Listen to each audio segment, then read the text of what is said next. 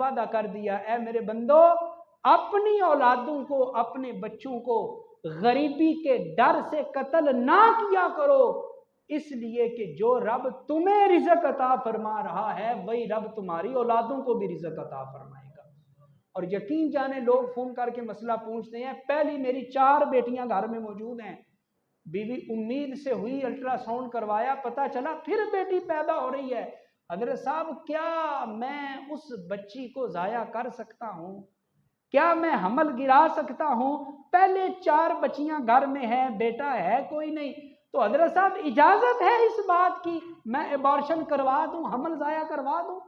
او اللہ کے بندے تیری اوقات ہے، تو اپنے بچوں کو رزق کھلائے گا۔ سوچنا جب تو مر جائے گا تو اس دنیا سے چلا جائے گا، تیری اولادیں تیرے بعد بھی زندہ رہیں گی۔ کیوں؟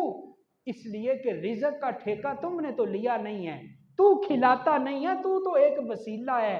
رزق کا ذمہ رب نے اپنے پاس رکھا ہے، اور رب نے وعدہ کر دیا ہم نے تمہیں اولاد دی ہے، اولاد ملنے پہ گھبرایا نہ کرو، اولاد ملنے پہ پریشان نہ ہوا کرو، اولاد ملنے پہ غمگین نہ ہوا کرو، اپنے بچوں کی خوش ہو کے تربیت کیا کرو۔